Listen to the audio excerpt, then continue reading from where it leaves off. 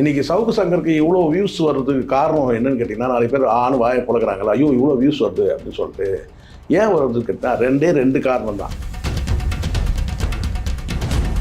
அப்போ விஜய் தீவிரமான அரசியலில் கூட இல்லை. விஜய் அரசியல் வந்தால் நான் எதிர்த்து போட்டிடுவேன்னு சொல்லி சொன்ன நபர், சரிங்களா? அதுக்கப்புறம் நீங்கள் சிறைக்கு போயிட்டு வந்த பற்றி உங்கள் நிலைப்பாடுன்னு கேட்டால், இப்போ விஜய் வந்து ஆகா ஓகோ நீங்கள் ஒரு மாதத்துக்கு முன்னாடி. சார் நான் சொல்கிறது, இப்போது திமுக அரசு வந்து எதிர்த்து கேள்வியே கேட்கக்கூடாது. கேட்கலாம் சார், தாராளமாக கேட்கலாம். ஆனால் அந்த வன்மத்தோடு கேட்கறதுக்கு பிறகு அங்கே தான் சிக்கலாகுது.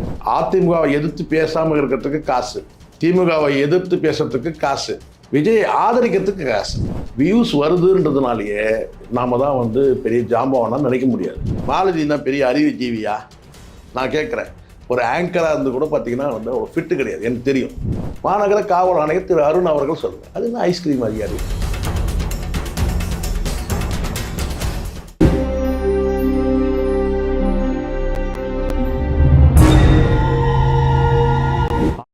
சார் வணக்கம். சார் வணக்கம். சவுக்கு சங்கர் கைது பரபரப்பாக சவுக்கு மீடியாவில் ஒரு வீடியோ. என்னை எந்த நேரம் கைது செய்யலாம், 6 மாதமாக நான் வெளியே வர முடியாது அப்படின்னு ஒரு புலம்பலை கொட்டி தீர்த்திருக்காரு திரு சவுக்கு அவர்கள். எப்படி பார்க்குறீங்க இதை? நியாயப்பார்வையில் இந்த விஷயத்தை நான் பார்க்குறேன். சவுக்கு சங்கர் வந்து இதுக்கு முன்னாடி கைது செய்து சிறையில் வச்சுருந்த போது கூட ஒரு கருத்து நம்ம சொன்னோம். என்னென்னா வந்து எல்லாமே ஒரு வரம்பு இருக்குது, ஒரு வரம்பு மீறி போக முடியாது. இந்த சிறையில் இருக்கும்போது குறிப்பிட்ட சில பேரை நம்ம மென்ஷன் பண்ணியே நான் சொன்னேன். இப்போது வந்து சிறையில் இருக்கும்போது எப்படி பேசுகிறாங்க, சிறையில் இருக்கும் நாம் எப்பவும் ஒரே மாதிரி பேசுவோம். எதிர்ப்புனா எதிர்ப்பு, ஆதரவுனா ஆதரவு. எந்த வகையிலும் சவுக்கு சங்கரை வந்து ஒரு நியாயவாதியாக பார்த்து நம்ம ஆதரிக்க முடியாது. ஆனால் இந்த கைதால் ஏற்படக்கூடிய அந்த மன உளைச்சல்கள், அதுக்கப்புறம் இந்த வீட்டில் கழிவு எல்லாம் கொண்டு போய் வீட்டில் கொட்டிட்டு அவங்க தாயாரை வந்து கஷ்டப்பட்டது, அதுக்கப்புறம் வந்து இவன் வந்து நான் வந்து சவுக்கு மீடியாலாம் நான் மூடிடுறேன்னு சொன்னது. ஸோ இதெல்லாம் பார்க்கும்போது ஒரு நீண்ட நெடிய வந்து நீங்கள் ஒரு யுத்தம் நடத்துறீங்கன்னா உங்களுக்கு ஒரு எத்திக்ஸ், ஒரு கொள்கை இருக்கணும். ஏதாவது ஒரு எத்திக்ஸ் என்னன்னு கேட்டால், இந்த குறிப்பிட்ட ஆட்சி வந்து மோசமான ஆட்சி, இந்த ஆட்சியை அகற்றணும்னு சொன்னாங்க. இதே திமுக ஆட்சியை வந்து நீங்கள் ஆதரித்து பேசுகிற நபர், ஏன் இந்த காணொலியிலே பார்த்தீங்கன்னா சில நேரங்களில் வந்து பார்த்தீங்கன்னா வந்து நீங்கள் வந்து ஒரு சில விஷயத்துக்கு நான் தார்மீகமாக ஆதரவு தெரிவிக்கிறேன், ஏன்னா வந்து அப்படி இப்படிலாம் பேசுகிறாரு. இன்னொரு பக்கம் வந்து யாருக்காவது ஒருத்தருக்கு விசுவாசமாக இருக்கணும். நான் தனிப்பட்ட வாழ்க்கையை பேசக்கூடாது தான். ஆனால் நீங்கள் அதிகாரிகள் தனிப்பட்ட அதிகாரியுடைய வாழ்க்கையை நீங்கள் கடந்த காலத்தில் எடுத்து பேசலையா? பேசியிருக்கீங்களே, பேசுனாலும் அந்த விளைவு தானே, பிரச்சனை தானே. தனிப்பட்ட முறையில் அதிகாரிகளை வந்து நீங்கள் வந்து பேசுனது, ஊழியர்களை பேசுனது, நீதிமன்ற ஊழியர்களை பேசுனது, இதெல்லாம் இருக்க தானே செய்யுது. அப்போ நீங்கள் தனிப்பட்ட முறையில் ஒருத்தரை வந்து நீங்கள் விமர்சிக்கிறீங்க, ஒரு அதிகாரியை வந்து ஐஸ்கிரீம் அதிகாரின்னு சொல்லி பேசுறது, இதெல்லாம் வந்து ஒரு பண்பட்ட பக்குவப்பட்ட ஒரு ஜேர்னலிஸ்ட்டுக்கான அடையாளம் கிடையாதுல்ல. நான் சொல்ல வர்றது என்னென்னா, நீங்கள் பேசுங்க, ஆனால் நீங்கள் பேசும்போது ஒரு மிகப்பெரிய ஒரு பிம்பத்தை நீங்கள் உடைச்சி நொறுக்குறீங்கன்னு வச்சுக்கோங்களேன். அதன் மூலமாக என்ன மாதிரி விளைவுகள் ஏற்படுது? இல்லை, அது ஊடக சுதந்திரம் தானே சார். ஊடக சுதந்திரம் இருக்குது சார். ஊடக சுதந்திரம் மூலமாக நீங்கள் என்ன செய்யறீங்கன்றதை புரிஞ்சுங்க. நீங்கள் ஒரு சென்னையில் வந்து அது மாநகர ஆணையராக இருக்கட்டும் அல்லது டிஜிபியாக இருக்கட்டும், அது யார் தான் இருந்துக்கிட்டோம், அதில் வந்து இன்றைக்கி அருண் இருப்பார், நாளைக்கு இன்னொருத்தர் வருவாங்க, யாராக இருந்தாலும் நீங்கள் வந்து பார்த்தீங்கன்னா நீங்கள் வந்து சாப்பிட்டீங்கன்னு வச்சுக்கோங்களேன், அந்த பெரிய பிம்பங்கள் நம்மளை வந்து சட்டத்தின்படி நம்மளை வழிநடத்தக்கூடிய பெரிய பிம்பங்கள் தான். அவங்களுடைய நிர்வாகத்தில் குறைகள் இருந்தால் கூட நீங்கள் இந்த இடத்துல இந்த குறைகள் இருக்குது, இந்த இதுன்னு அப்படி சொல்லலாம். ஆனால் ஒரு குறிப்பிட்ட இலக்கு வச்சு தினம் வந்து அவங்கள வந்து சாடுறது, தினம் வந்து அவங்க மேலே வந்து குறைகளை சொல்கிறது, குறைகளை சொன்னால் வர குற்றங்களை சொல்லுது, அதை வந்து தனிப்பட்ட முறையில் ரொம்ப ஏளனமாக வந்து ஐஸ்கிரீம் அதிகாரி இப்படிலாம் பேசும்போது என்னென்னா, இது என்ன ஆகும் தெரியுமா சார்? நம்மளை இங்கே வழியில் எப்படி பார்த்தாலும் நமக்கான பாதுகாப்பு காவல்துறை, எந்த டவுட்டும் யாராக இருந்தாலும். ஏன் உன் வீட்லேயே கழிவுநீர் கொட்டும் போது நீ எங்கே போய் கம்ப்ளைண்ட் கொடுத்த? அதே போலீஸ் அதிகாரி தான் கொடுத்தேன். தமிழ்நாட்டில் இன்றைக்கி யாருக்கு என்ன பிரச்சனையாக இருந்தாலும் வந்து அங்கே சட்டம் ஒழுங்கை பாதுகாக்கக்கூடிய அந்த பகுதி இன்ஸ்பெக்டரை கொண்டு போய் தான் மனு கொடுக்கணும். அது நீங்களாக இருந்தாலும் நானாக இருந்தாலும் யாராக இருந்தாலும் அதுதான். உங்கள் எதிரி, உங்களுக்கு வேண்டாதவங்க, உங்கள் சொந்த பந்தத்திலே வந்து யாரோ விரோதி இருக்கிறாங்கன்னா கூட அந்த இடத்துல சட்டம் ஒழுங்கு பாதுகாக்கிற இடத்துல அவங்க இருந்தாங்கன்னா நீங்கள் அவங்கள போய் மதித்து அவங்ககிட்ட தான் மனு கொடுத்தாலும் உங்களுடைய குறைகளை சொல்லியாமல் நீங்கள் அவங்க வந்து அந்த அதிகாரத்தை நான் கேள்வி கேட்குறேன்ற அந்த அடிப்படையில் அவங்களுடைய பிம்பத்தை உடைச்சிங்கன்னா என்ன நடக்கும் தெரியுமா சார்? இங்கே இருக்கிற வந்து சமூக விரோதிகளுக்கு, அது யார் வேணால் இருக்கட்டும், அவங்களுக்கெல்லாம் வந்து பார்த்திங்கன்னா வந்து ஊக்கமாயிடும், ஏளனமாயிடும். இன்றைக்கி சவுக்கு சங்கருக்கு இவ்வளோ வியூஸ் வர்றதுக்கு காரணம் என்னன்னு கேட்டிங்கன்னா, நிறைய பேர் ஆணு வாயை புழக்கிறாங்களா, ஐயோ இவ்வளோ வியூஸ் வருது அப்படின்னு சொல்லிட்டு. ஏன் வருது கேட்டால் ரெண்டு காரணம் தான். முழுக்க முழுக்க காவல்துறையை வந்து இவர் வந்து என்ன செய்கிறாரு கேட்டால் வந்து ஏதோ ஒரு வில்லன் மாதிரி சித்தரிக்கிறார். குறிப்பாக அது ஒன்று, நீங்கள் திமுக ஆட்சிக்கு ஆதரவாக பேசுகிறீங்க, எதிராக பேசுகிறீங்கன்றதெல்லாம் அது வந்து நாளைக்கு அதிமுக ஆதரவாக பேசுகிறேன், அதிமுக மறுநாளே அந்த வந்து கவுத்து போடுறீங்க, விஜயை தூக்குறீங்க. திடீர்னு விஜய் வந்து உங்களுக்கு தெரியும், எனக்கு சிறைக்கு வந்து உள்ளே போகும்போது விஜயை எதிர்த்து நான் வந்து போட்டியிடுவேன்னு சொன்ன நபர் தான். எதுக்குன்னு கூட சொல்லவே இல்லை. அப்போ விஜய் தீவிரமான அரசியலில் கூட இல்லை. விஜய் அரசியல் வந்தால் நான் எதிர்த்து போட்டியிடுவேன்னு சொல்லி சொன்ன நபர். சரிங்களா? அதுக்கப்புறம் நீங்கள் சிறைக்கு போயிட்டு வந்து பார்த்தீங்கன்னா உங்கள் நிலைப்பாடுன்னு கேட்டால் இப்போ விஜய் வந்து ஆகா ஓகோ நீங்கள் ஒரு மாதத்துக்கு முன்னாடி, அதே விஜய் வந்து பார்த்தீங்கன்னா வந்து கைது செய்ய வரும்போது பார்த்தீங்கன்னா விஜய் மீது வழக்கு தொடுப்பது போல் என் மீதும் வழக்கு தொடுக்க பார்க்கிறார்கள்னா வந்து வசனம் பேசுறதுலாம் நம்ம பார்க்குறோம். இப்போது உங்களுக்கு வந்து இந்த சவுக்கு சங்கருக்கு இலக்கு என்ன இலக்கு? ஏதாவது ஒரு எத்திக்ஸ் வேணும் சார். எந்த எத்திக்ஸுமே இல்லாமல் எந்த உங்களுடைய வந்து பார்த்தீங்கன்னா உங்களுடைய பாதை என்ன, பயணம் என்னன்னு கூட தெரியல இது வரைக்கும்.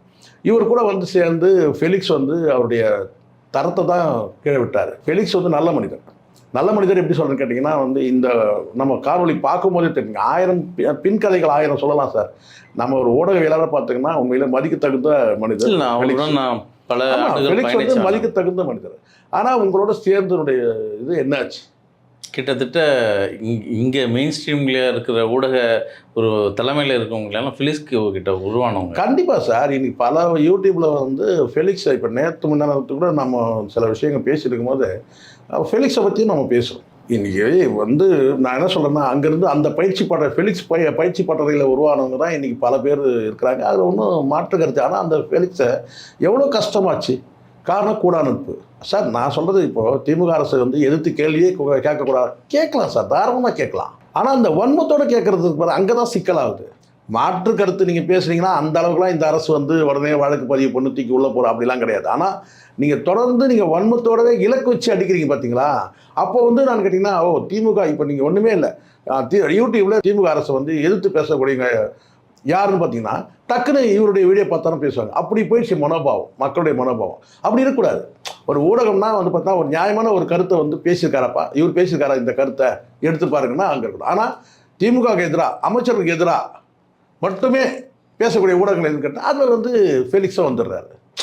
இப்போ அப்போ இவ்வளோ நாள் வந்து பயணம் உங்களை ஒரு ஊடகவியாளர்னு கேட்டிங்கன்னா ரெண்டு பக்கம் இதே இல்லை சார். இதில் ஒரு ஜேர்னலிஸ்டோட கடமை என்னவா இருக்குன்னு சொல்லுவாருன்னா, என்ன ஆளுங்கட்சி எதுவோ அதை எதிர்த்து நம்ம கேள்வி. அது பரவலாக அப்படி சொல்கிறாங்க சார். நான் அதை முரண்படுறேன். ஏன்னு கேட்டிங்கன்னா, நான் கேட்குற இன்றைய ஆளுங்கரசு நேற்றைய வந்து பார்த்தீங்கன்னா வந்து ஒரு எதிர்கட்சியாக இருந்துச்சு. சரிங்களா? அப்போ இன்றைய வந்து எதிர்கட்சி, நாளைக்கு வந்து ஆளுங்கரசு ஆகிடும். அப்போது அவங்களுடைய ஊழலாம் மறந்து கடந்து போயிடலாமா? இல்ல, எல்லாத்தையும் தான் பேசணும். அதாவது ஒரு ஜேர்னலிஸ்ட் வந்து ரெண்டையும் பேசணும். நடப்பு அரசியல் பேசணும், ஒரு எதிர்கட்சி மாதிரி செயல்படுறாங்க. நான் சொல்றது, இங்க எதிர்கட்சியா செயல்படும் போது என்ன ஆகுதுன்னு கேட்டீங்கன்னா எதிர்கட்சியா போயிடும்.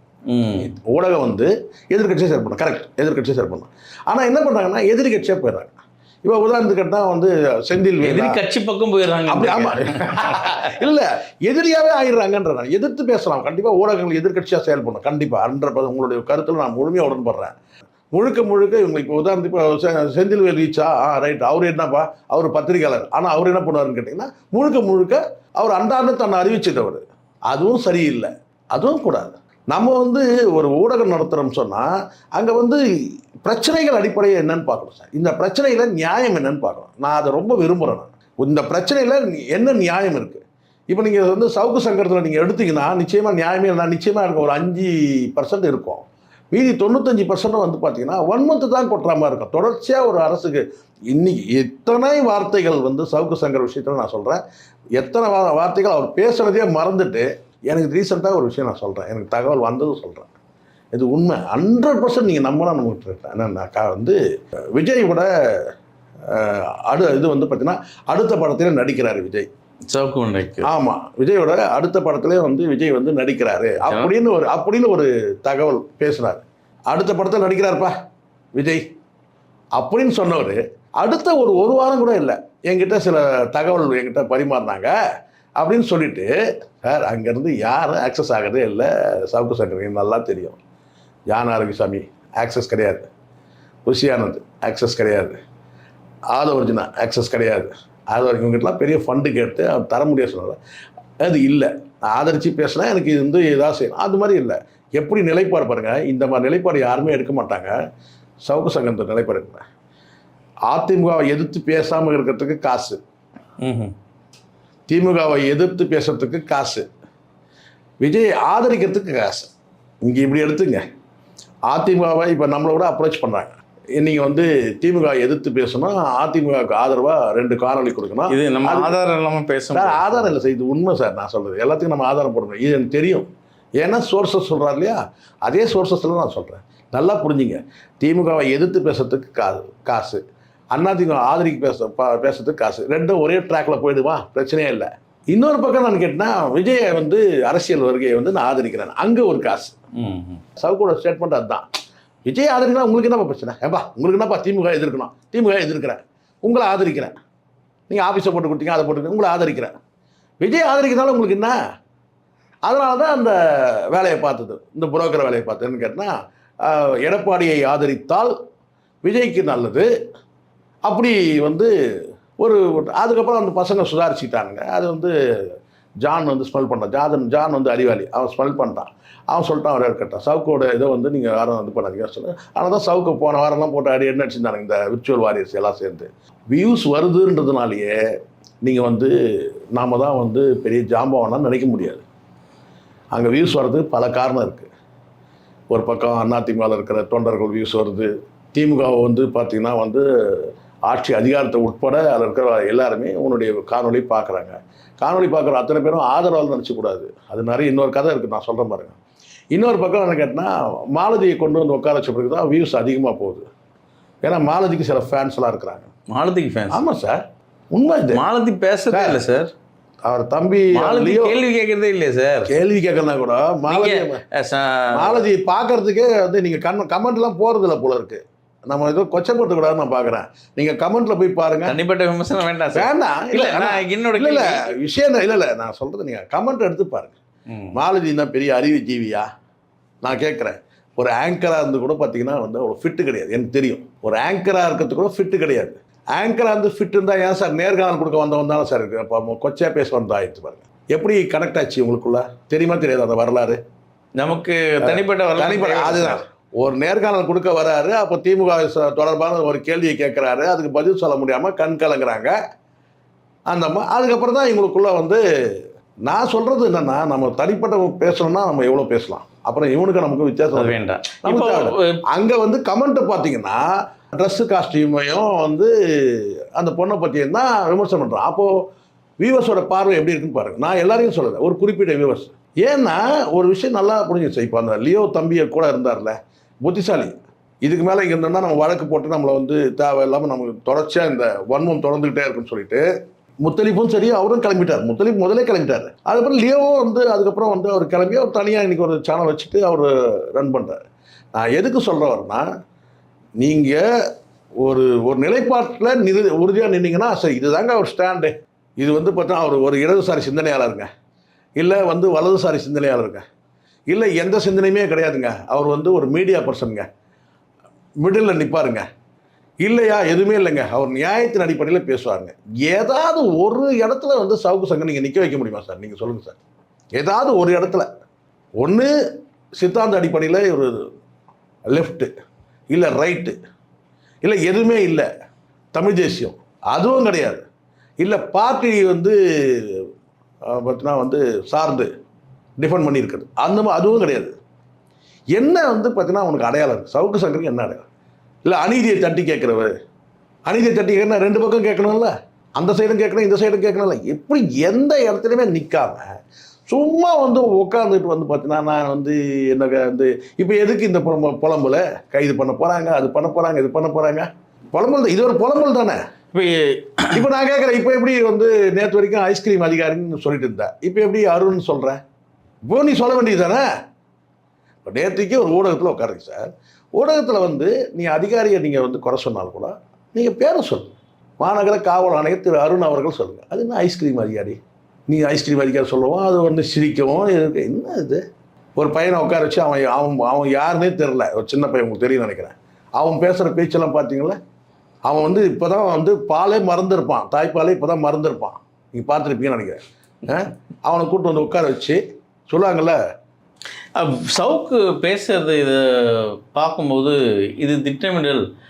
நான் இந்த எலெக்ஷன்ல இருக்கக்கூடாதுன்னு சார் ஏன் சார் நான் என்ன சொல்றேன் சார், எனக்கு தெரிஞ்சு நான் சொல்றேன், எப்படிப்பட்ட ஒரு அதிகாரியும் ஒரு சென்சிட்டிவான ஒரு அதிகாரி ஆக்சிடென்ட் இருப்பாங்களா சார்? நீங்களே சொல்லுங்கள் சார். மனசாட்சியே விட்டுறேன், இங்கே இந்த காணொலி பார்க்குறது விட்டுறேன். நீங்கள் இங்கே ஹீரோ, நான் ஒரு சம்பவம் சொல்கிறேன் உங்களுக்கு. போன தடவை கைது பண்ணும்போது அண்ணா நகர் டவர் பார்க்கில் ஒரு காஃபி சென்டரில் ரெகுலராக காஃபி சாப்பிட்ற பழக்கம் எனக்கு. வாக்கிங்லாம் போயிட்டு வந்துட்டு என்ன செய்கிறேன், அங்கே வந்து காஃபி சாப்பிட்டுருக்கு. அப்போது வந்து ஒரு வாக்கிங் வந்தவரே வந்து நேராக வந்து கை கொடுத்தாரு, எல்லாம் பேசுகிறாரு. எப்போ ஒரு ரெகுலராக சந்திக்கிற நபர் தான், வழக்கமாக சந்திக்கிற, ரொம்ப பேச்சு கிடையாது சார். அவர் வந்து சார் என்ன சார் சவுக்கு வந்து அரெஸ்ட் பண்ணிட்டாங்க சார். ஆமாம் சார் அரெஸ்ட் பண்ணிட்டாங்க சார். சார் அவர் எனக்கு ரிலேஷன் சார் எனக்கு அப்படின்னு சொல்லி சொன்னார். அது சொன்னேன். சரி சார், ஓகே சார், நேற்று தான் சார் அரெஸ்ட் பண்ணிட்டாங்க சார். ஆமாம் சார் தெரியும் சார், நான் கூட பார்த்தோம் சார், மீடியாவில் பார்த்தோம் சார், எனக்கு வந்து அவர் ரிலேஷன் சார் எனக்கு. அப்படி சரி சார் அப்படின்னு சொல்லிட்டு கிட்டத்தட்ட தெரியுமே ஒரு மாதம் கிட்ட ஆயிடுச்சு. திருப்பி அவர் வந்து பார்த்தபோது, என்ன சார் போய் பார்த்துட்டு வந்தீங்களா சார்? யார் சார் அப்படின்னாரு. இல்லை சவுக்கு உங்கள் ரிலேஷன் சொன்னீங்களே, அவர் ஜெயிலில் போய் பார்த்துட்டு வந்தீங்களா, பேசிக்கிட்டு வந்தீங்களான்னு.